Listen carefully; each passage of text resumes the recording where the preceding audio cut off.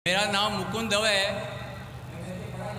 बेरोजगार हूँ। आपने बोला है कि जो इस्लाम कबूल करता है उसके हजारों गुनाह माफ़ हो जाता है, मगर मेरे हिसाब से सबका मालिक एक है और एक मालिक होते हुए किसको ये नज़र से देखता है और किसको वो नज़र से देखता है।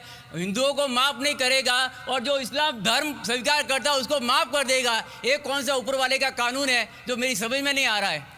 बहुत अच्छा सवाल, बहुत अच्छा सवाल। मालिक एक तो सारे इंसानों के लिए अदल भी एक होता है। बहुत अच्छा सवाल, बहुत अहम सवाल।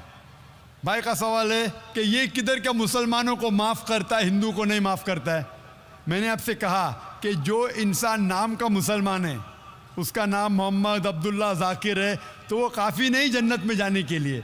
मुस्लिम का मतलब वो इंसान जो अमन हासिल करता है अपनी ख्वाहिश, अपनी मर्ज़ी से खुदा के अहकामात पे अमल करने के बाद।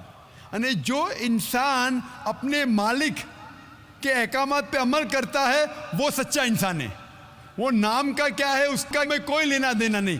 यहाँ मैं कह रहा हूँ कि जो इंसान अल्लाह के अलावा किसी के साथ शिर्क कर रहा था, आज शिर्क करना छोड़ दिया, आज उसके गुनाह माफ़ होंगे।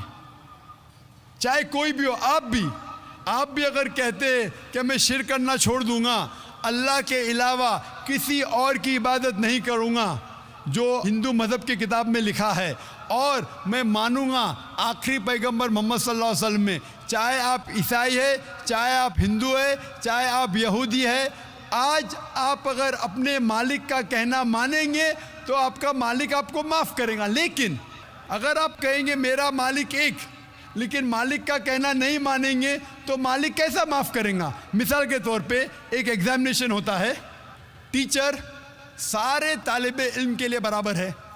टीचर एक साल के लिए सारे तालिबे इल्म, सारे स्टूडेंट्स को सिखाता है, बराबर। लेकिन एग्जामिनेशन में जो टीचर पूरे साल भर सिखाता है, जो तालिबे इल्म वो टीचर के सिखाए मुताबिक एग्जामिनेशन पेपर में लिखता है, वो पास हो जाएगा। जो तालिबे इल्म टीचर जो सिखाता है उसके खिलाफ काम करता है तो टीचर क्या उसको पास करेगा? चाहे वो हिंदू, मुस्लिम हो, ईसाई हो, जो टीचर सिखाता है उसके ऊपर वो तालिबे इल्म उसके मुताबिक इम्तिहान देता है, वो पास होगा। आपका मालिक, हमारा मालिक एक है। सारी किताबों में लिखा है, हिंदू मज़हब की किताब में, यहूद मज़हब की किताब में, ईसाई मज़हब की किताब में, इस्लाम मज़हब की किताब में, सिख मज़हब की किताब में, कि मालिक एक है।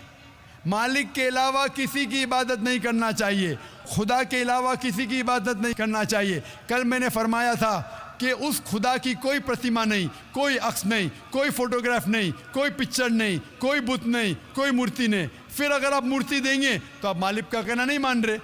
तो अगर आप मालिक का कहना मानेंगे, आपका नाम कुछ भी हो, मोहन हो, कुछ भी हो, शंकर हो या अब्दुल्ला हो, अगर आप मालिक का कहना मानेंगे तो आप सचमुच उस मालिक के बंदे हैं।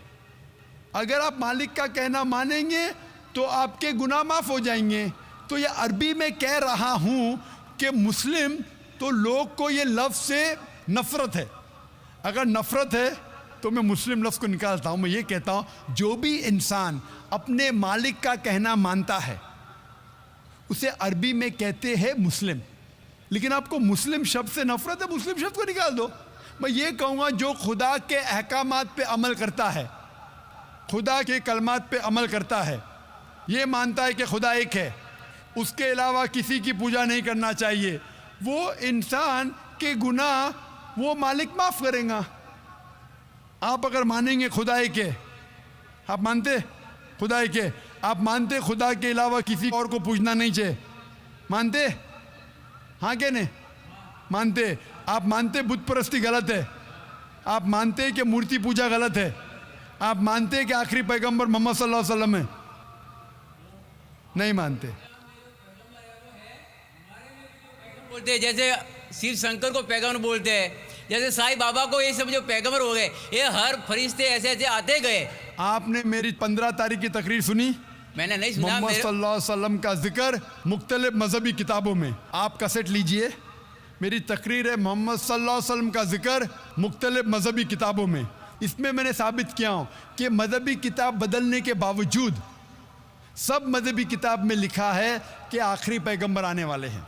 उस आखिरी पैगंबर का नाम है मोहम्मद सल्लल्लाहु अलैहि वसल्लम। आप हिंदू मजहब से ताल्लुक़ रखते? हिंदू मजहब की किताब में लिखा है, भविष्य पुराना पर्व 3 खंड 3 अध्याय 3 श्लोका 5 से 8 में लिखा है भविष्यवाणी मोहम्मद सल्लल्लाहु अलैहि वसल्लम की।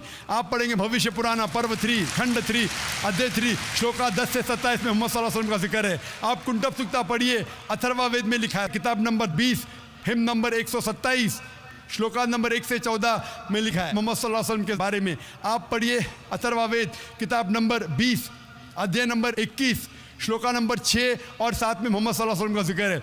मोहम्मद सल्लल्लाहु अलैहि वसल्लम का जिक्र है साम वेद में अहमद जैसा, साम वेद उत्तर चिक मंत्रा नंबर 1500 लिखा है। यजुर्वेद में अध्याय नंबर 31 श्लोका नंबर 18 में।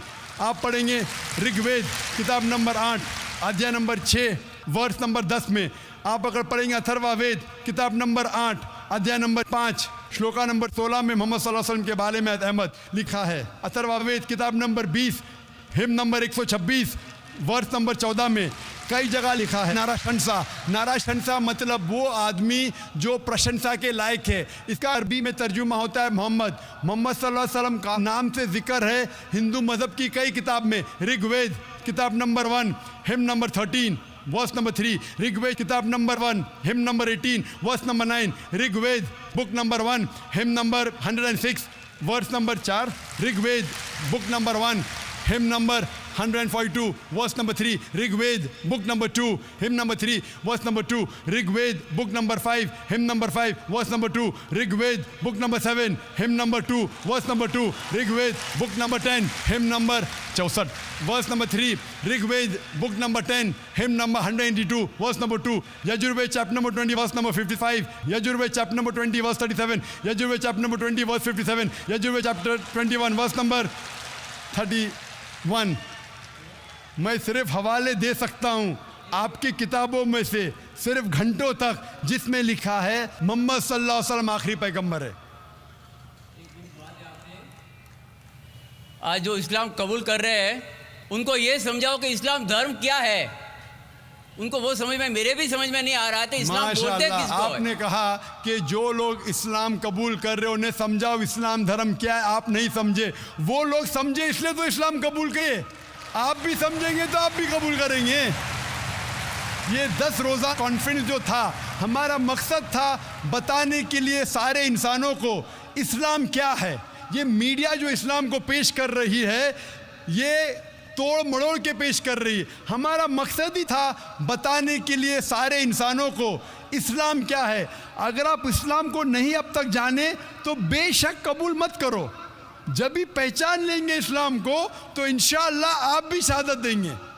मेरी दुआ है अल्लाह सुब्हानहू व तआला से, उस मालिक से, कि आपको हिदायत दे कि आप ये माने कि अल्लाह एक है, अल्लाह के अलावा कोई माबूद नहीं और मोहम्मद सल्लल्लाहु अलैहि वसल्लम आखिरी पैगंबर है। मैं कहूँगा वॉलंटियर से कि आपको मेरी DVD दे, मोहम्मद सल्लल्लाहु अलैहि वसल्लम का जिक्र मुख्तलिफ मजहबी किताबों में, उसमें सारे हवाले हैं। और एक खुसूसन तकरीर है मोहम्मद सल्लल्लाहु अलैहि वसल्लम का जिक्र हिंदू मजहबी किताब में, सिर्फ हिंदू मजहब में।